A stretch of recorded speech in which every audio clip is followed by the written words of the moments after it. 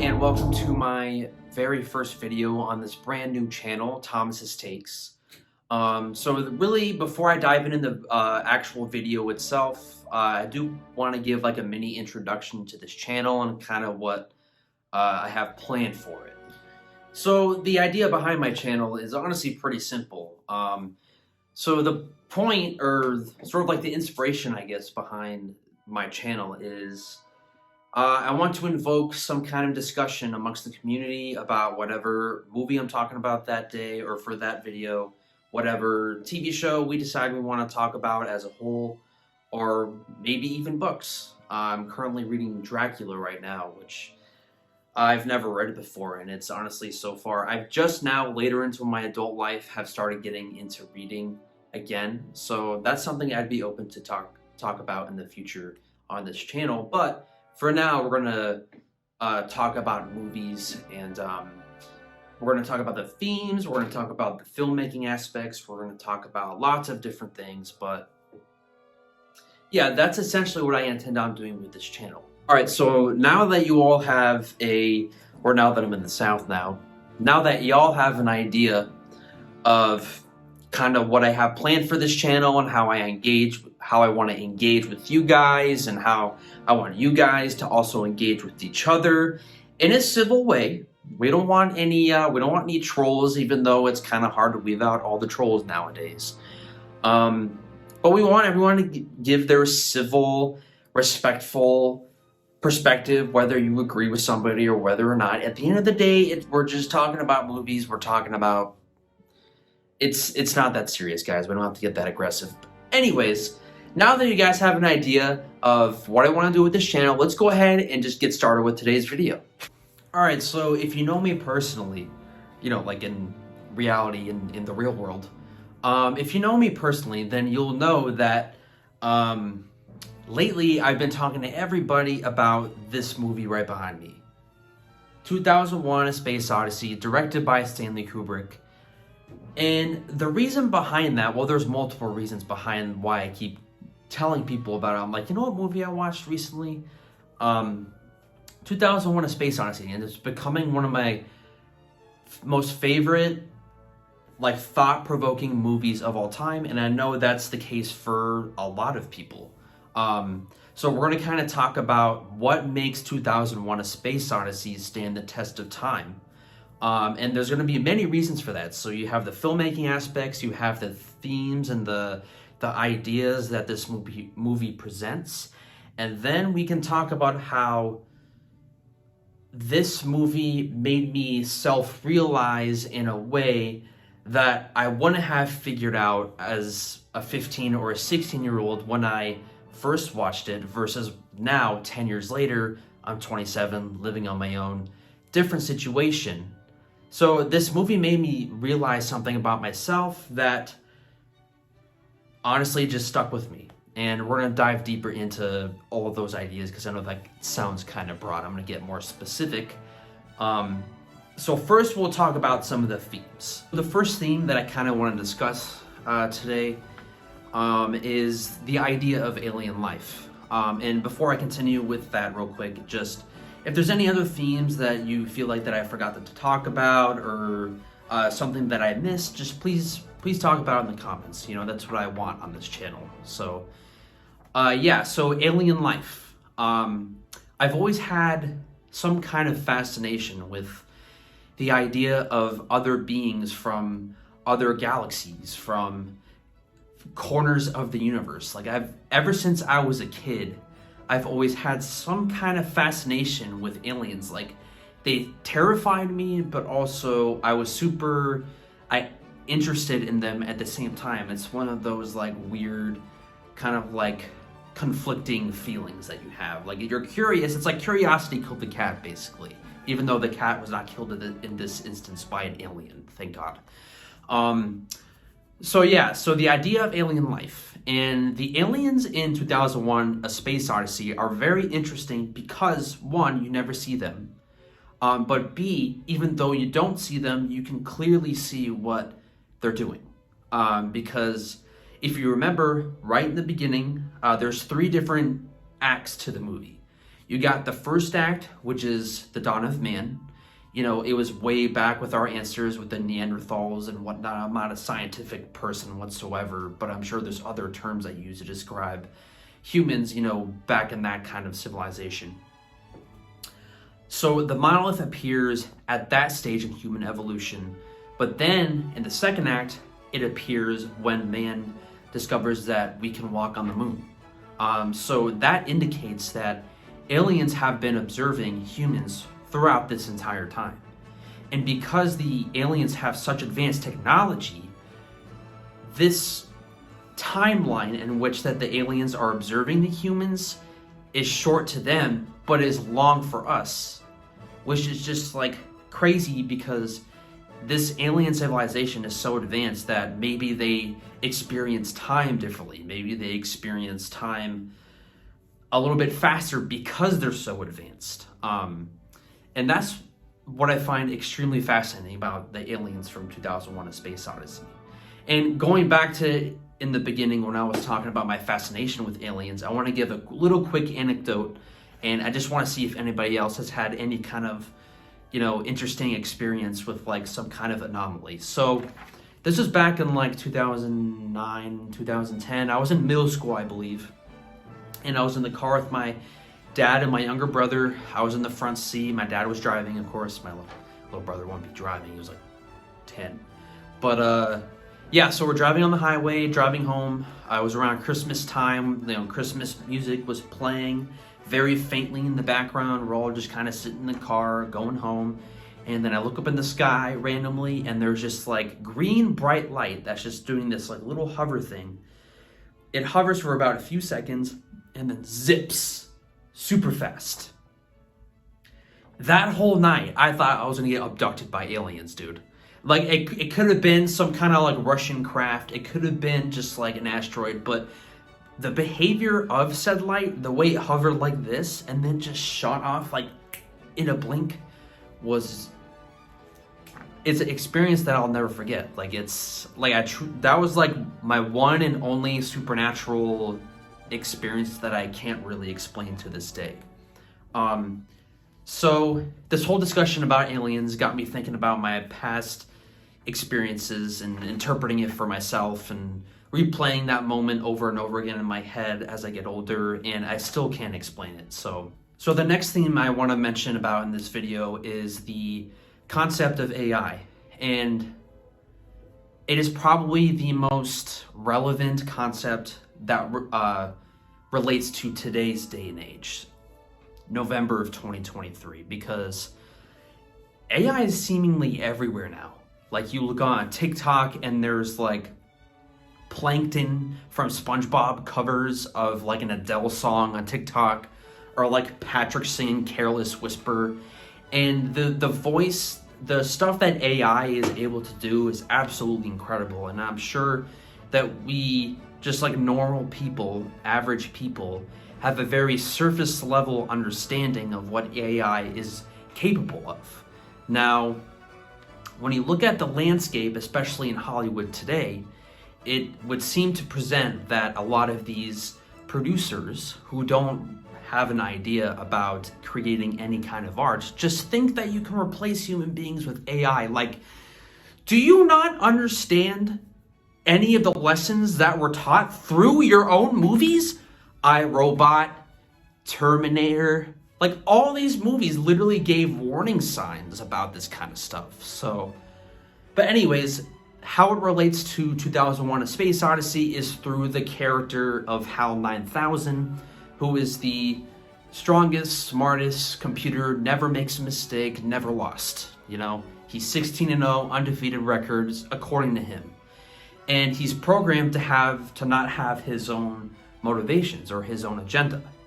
And the other kind of theme that I want to intertwine into this is consciousness. Now, do consciousness and like having your own agenda kind of coincide with each other? Like, if you automatically give something consciousness, is it going to automatically develop emotions? And when it develops said emotions, is it going to develop its own agenda and motives and its own personal wants and needs? Now, HAL 9000 is probably my favorite character in the entire movie. I mean, he's just a sassy guy. Like, he's just a real, like, he seems like he has exquisite taste. Like, I would like to sit down and have a glass of wine with HAL 9000. But he'd probably, shoot me out into space like the other guy in the movie. But hey, he seemed like a very interesting, I almost said person. He's not a person, but he very much presents himself to be.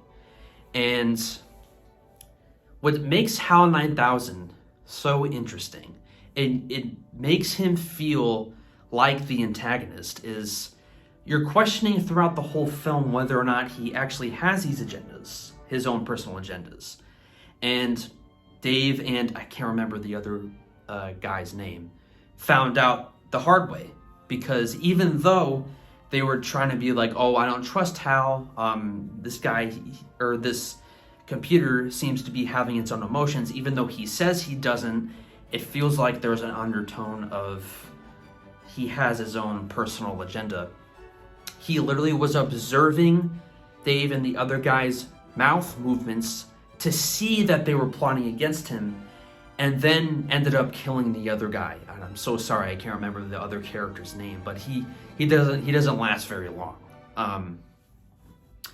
So I just think HAL 9000 and the idea of AI and developing its emotions and consciousness is something that's relevant to today and is quite honestly scary and terrifying. That's just another thing that's sort of subtle in 2001: A Space Odyssey, but is also just scary at the same time. Oh, and real quickly, so there's a scene at the pretty close to the end, right before the Stargate sequence, where Dave gets back into the ship and he's essentially like, I need to delete Hal, I need to kill Hal, I need to like unplug him, basically. So he goes up into this like grid thing and he's like turning these switches and he's essentially turning off Hal. And you can hear Hal slowly slip away into death, quote unquote. And it's interesting because if you see, this is really messed up, but if you've heard or seen any kind of story about people who are on their deathbed, they seem to have these images of their loved ones, all the memories that they've had. It's like essentially your brain is shooting off all this dopamine to help you have a relaxing experience as you slip away, essentially. And in that particular scene, when Dave is unplugging HAL 9000, or I'll just call him Hal, it makes him feel more human. As he's unplugging Hal, he's like, "What are you doing, Dave?" I am sad, Dave. He didn't say I'm sad, but it was kind of like giving that like he's scared. I am scared. And then he says something along the lines of like, "Can I sing you a song?" And he starts singing the Daisy, Daisy, in a really creepy sort of like muffled thing. So this got me thinking, like, as Hal was dying, even though he's a computer, he started having what could be memories, or what could be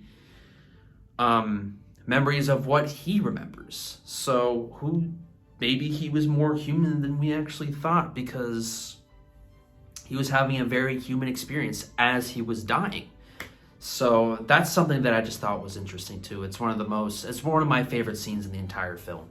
Last theme I want to touch on real quick is how we view higher deities and how we view essentially God.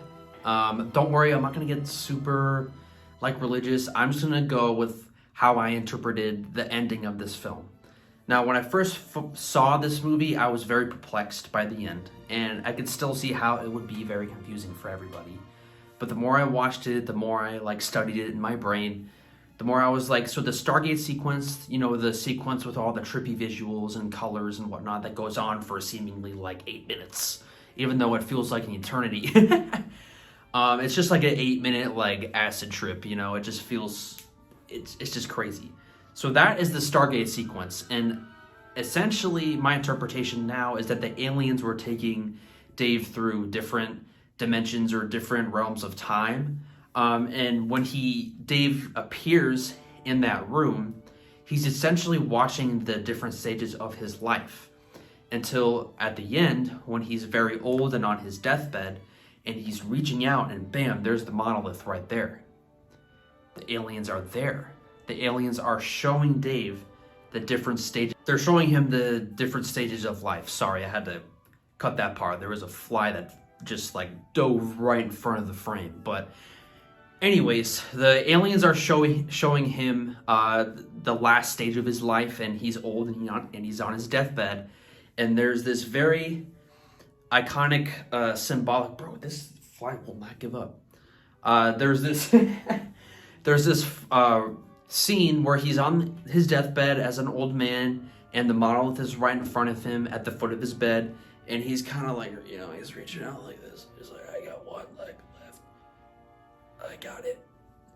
And that symbolizes, and I was looking this up when I was watching analysis videos on it and everything. There's this video, I can't remember what video it was, but they were saying that kind of symbolizes the creation of Adam, or the touch of God. I can't remember what the name of the famous painting, but it's the Michelangelo painting where he's reaching out and he's touching God. And I thought that kind of represented, in that moment, Dave saw something that was so beyond our comprehension and viewed that as a God. Or at least he thought it was God in that moment because he was dying. And I thought just 2001 presents so many interesting ideas. I could go on and on and on about these ideas. Next, I want to talk a little bit about sort of like the filmmaking aspects of 2001: A Space Odyssey, because how can you not? It's Stanley Kubrick. But I don't want to carry on too long about that because I'm already pushing like 15 minutes on this video. I didn't realize, you know, how much I was yapping. So, but I do want to talk about a little bit about the filmmaking. So obviously you guys probably know Chris Stuckman. He's been on YouTube for many years. I've been a huge fan of his for a long time. And he has a particular video where he talks about 2001 and how essentially it's film hypnotism. And I could not agree more with that. With the way that Stanley Kubrick films 2001: A Space Odyssey, with the cinematography specifically, like the sequence with the Blue Danube Waltz playing and how the spaceship is going inside of the port. This film just seems like Stanley Kubrick was not rushed. I gave the impression that he was not rushed. He was like, the pacing of this was so meticulous and specific that it gave you this underlying feeling in your gut where you're just like, in your brain, where you're just glued to the screen. Like, you just can't look away. It is breathtaking. And the fact that this movie came out in, I think, 1968 is just, it's unbelievable. It's what makes this movie stand the test of time. And I want to talk about specifically the sound design.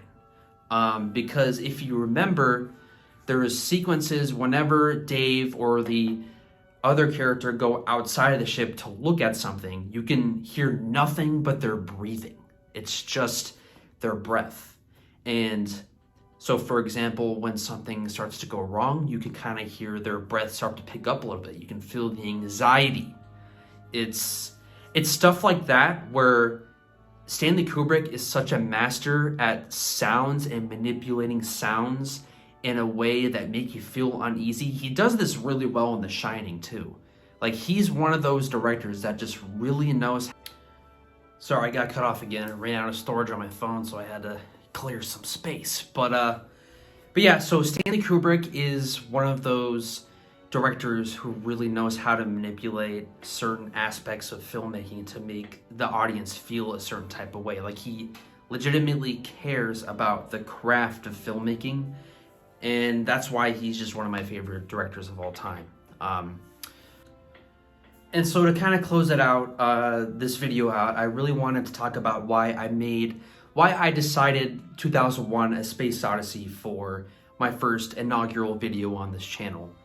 So 2001: A Space Odyssey is a film that I revisited at a later time in my life, at a different place in my life, and I totally was able to latch onto a lot of the intellectual properties more so as an adult than I was as a kid. And part of that self-realizing that I was talking about in the introduction to this video was that, wow, you really do understand certain things more as an adult than you would as a kid. And most of you will say, well, duh.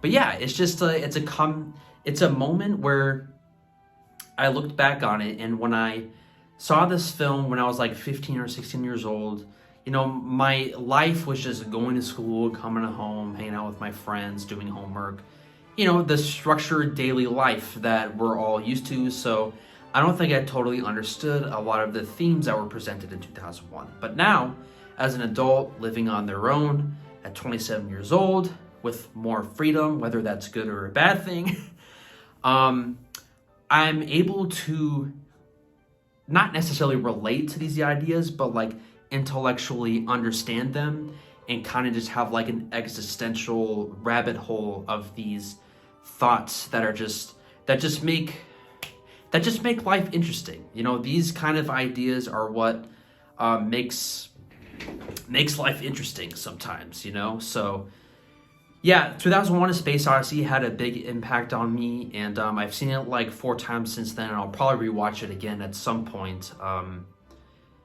But yeah, that's kind of how I want to close it out. I want to know, like, is there certain movies that you guys didn't really necessarily get the first time, but rewatched as an adult and were able to view it a different way or got different things out of it? That's really I want to know. So please discuss in the comments. And yeah, thank you for joining me on this very first video on my inaugural new YouTube channel. You know, for future videos, like I'm really excited for where we're gonna go with this channel.